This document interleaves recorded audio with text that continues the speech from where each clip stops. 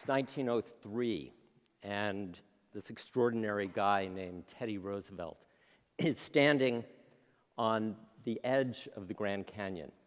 And at that time, people wanted to create hotels and spas and turn the Grand Canyon in 1903 into a profit-making Disneyland of the environment. And he stood and said no. And he created a tipping point for the environmental movement and for the world. He said, leave it as it is. The ages have been at work on it, and man can only mar it. The world would have been a different place today without those words, those tipping point words from President Theodore Roosevelt.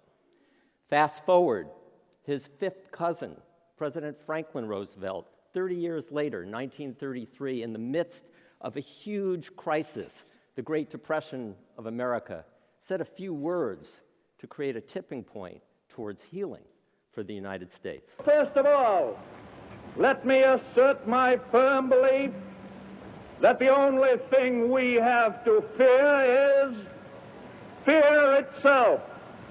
Nameless, unreasoning, unjustified terror, which paralyzes needed effort to convert retreat into advance. The world would have been a different place without those words at that time from that man. So, in my 30 years of studying public speaking and great speeches, I've found that there are 7 secrets that great speakers do that other people don't.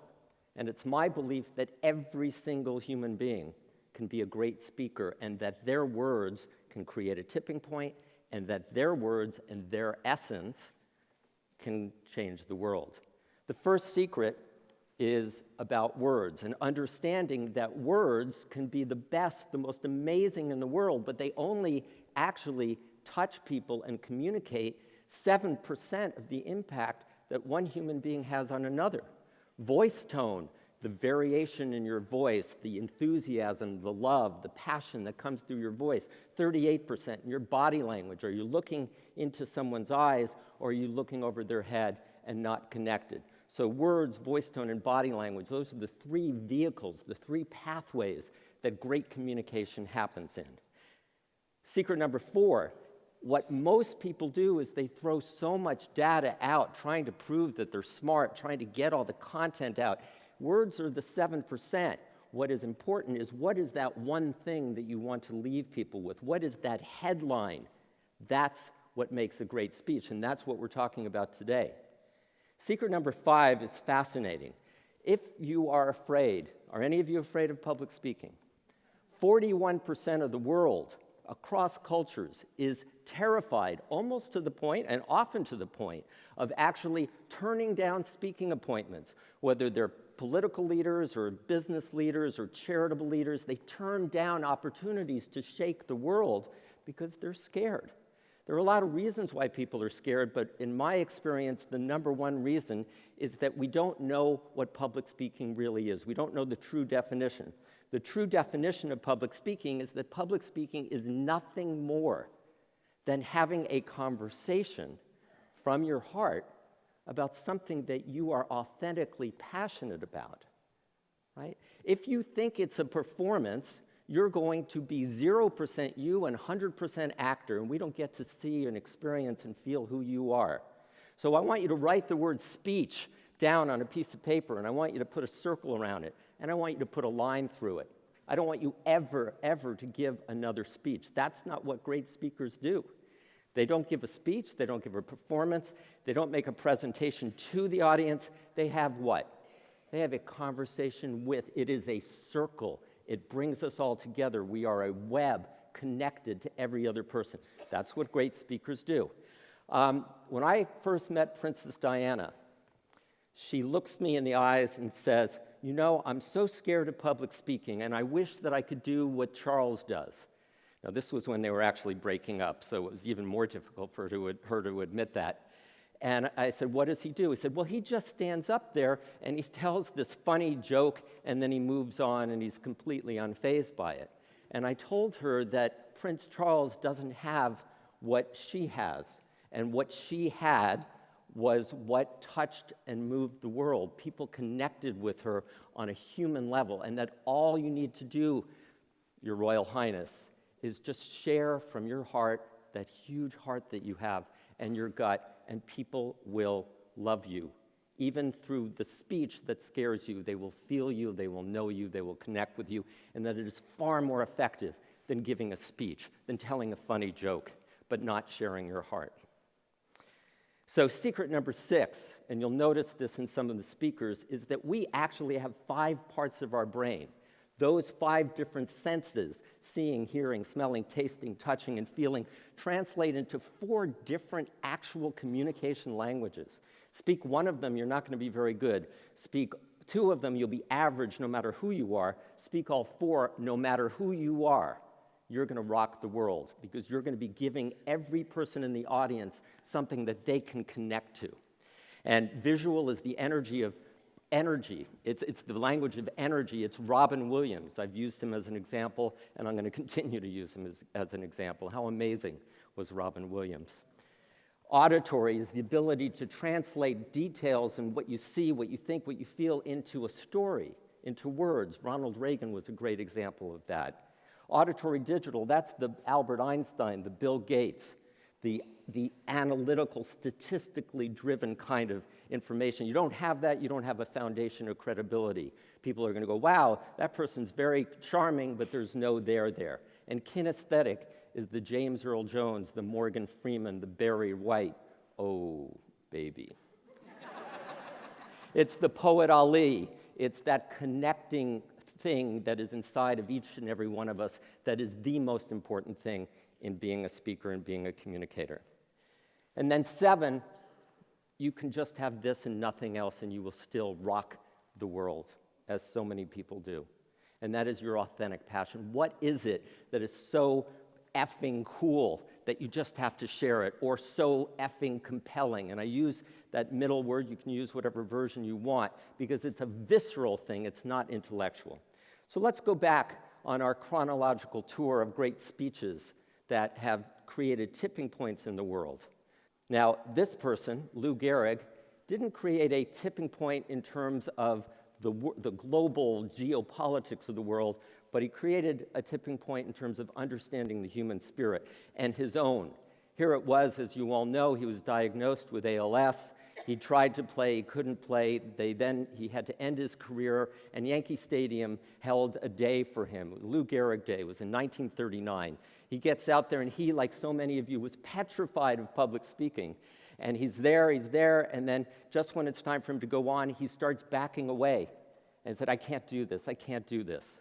His manager comes up to him, puts his arm around him, and said, Lou, they're all here for you, my friend. They're all here for you.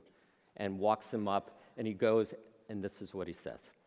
Today, I consider myself the luckiest man on the face of the earth. Everyone who studies public speaking puts that speech in their list. It's just unbelievable, the sense of gratitude that this man had in the middle of his own personal crisis. But let's go to the next year, a huge tipping point about to happen for Great Britain and their battle against Nazi Germany. 3 days before this speech, King George goes to Winston Churchill and says, please, I want you to be the prime minister. We've got to do something. We've got to face this threat. And this is Winston Churchill. It's just the audio. They didn't have video in the House of Commons in 1940. I would say to the House, as I said to those who joined the government, I have nothing to offer but blood, toil, tears, and sweat. The world would have been a different place without Winston Churchill and those words and that level of conviction, leadership, and resolve. Let's move forward now. I have 3 from John F. Kennedy, and you'll see why. This one you all know about. He was following an old general, Dwight D. Eisenhower. He's in his 40s, a whole new era for America and the world. You'll be familiar with the first part of this, but probably not the second.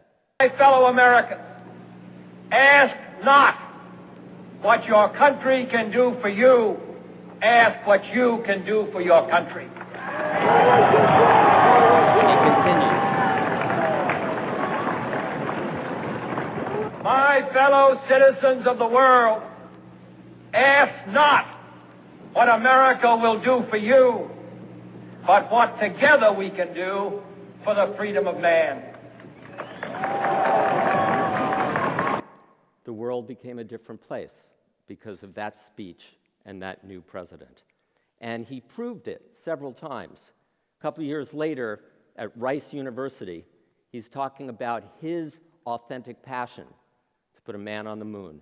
Listen to the level of detail here and notice that this is such a visionary leader that he even commits himself and the United States of America when we don't even at that point know how to do it.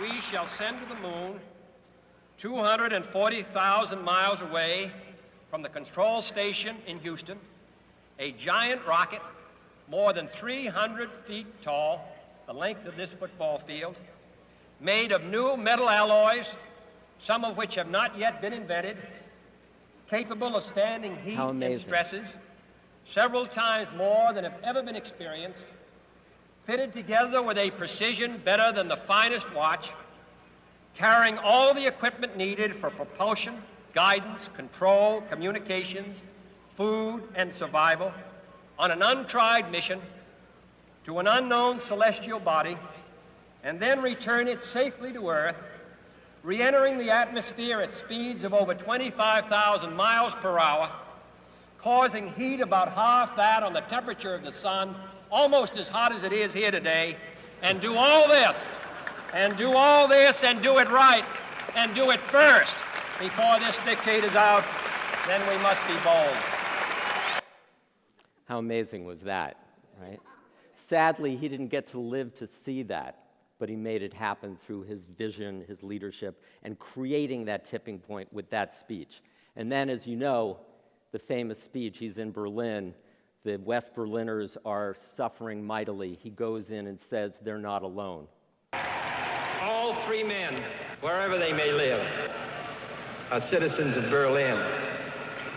And therefore, as a free man, I take pride in the words, Ich bin ein Berliner.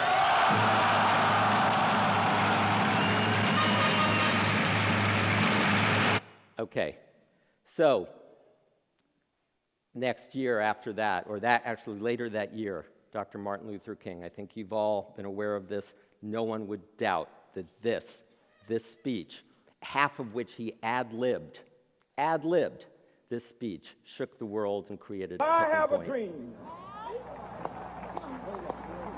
that my 4 little children will one day live in a nation where they will not be judged by the color of their skin, but by the content of their character. I have a dream today. If only it were true, and we're making progress because of that speech. Barbara Jordan, someone you may not know, a Texas congresswoman, was the last person to speak at the Watergate Committee, talking about whether we were in fact going to impeach Richard Nixon. She was a freshman congresswoman. It was around midnight, and yet her words, with that incredible voice tone of hers, shook the world and catalyzed the movement against Richard Nixon. Today I am an inquisitor, and hyperbole would not be fictional and would not overstate the solemnness that I feel right now. My faith in the Constitution is whole, it is complete, it is total. And I am not going to sit here and be an idle spectator to the diminution, the subversion, the destruction of the Constitution. Barack Obama. Tonight is a particular honor for me because, let's face it, my presence on this stage is pretty unlikely. And that's it right there. That speech was a tipping point. It changed America. Whether you like him or not, that one speech in 2004 changed America. We don't have audio of this, but one of my favorite speeches ever is a speech that was given by Albert Einstein. He says, the most beautiful and deepest experience a man can have is the sense of the mysterious, to sense that behind anything that can be experienced, there is a something that our mind cannot grasp and whose beauty and simplicity are but a feeble reflection. To me, it suffices to wonder at these secrets and to attempt humbly to grasp with my mind a mere image of the lofty structure of all that there is. And he did that and created a shift where we understood how matter and energy are the same, and created a new paradigm. And some people even think that it mirrors this ancient symbol, which was the symbol and is the symbol for God, called Om. And if you look at it, there's a backwards E, there's an equal sign, there's an M, which is on its side, there's a C, and there is a supernumerary that also looks like a square. E equals mc squared, thousands of years ago, reflected in Albert Einstein's discovery in 1906. I want to play this. This is the most powerful, in my opinion, the most powerful couple minutes of oratory, recorded tipping point speech making in the history of the world. Feel it and notice it. This is the last speech he gave before he died. He died, and it was obvious he knew it. He died the next day. Like anybody, I would like to live a long life. Longevity has its place. But I'm not concerned about that now. I just want to do God's will. And He's allowed me to go up to the mountain. And I've looked over and I've seen the promised land. I may not get there with you, but I want you to know tonight that we as a people will get to the promised land.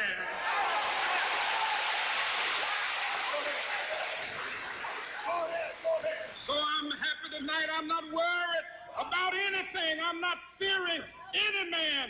Mine eyes have seen the glory of the coming of the Lord. So, are you afraid of public speaking? If so, you're along with half of the people on the planet. The way over that is to see it as a conversation from your heart and to ask yourself this one question: what is my dharma? What is it that I am passionate about that I want to share with the world? Something that my unique DNA, which is contained in every one of 50 trillion cells carried in 50,000 atomic bombs worth of energy, that's what Einstein said, will allow me to be out in the world, make a difference, and give speeches, share my passion, and make the world a better place. Every single person I've worked with has the ability, in their own way, to break through, to make the world a better place, to bring that passion out, and to create a tipping point that will change every single thing on the planet and indeed make the world a better place. And I encourage you to please step through the fear, share your passion, share who you are authentically, and make that difference. Thank you all so much.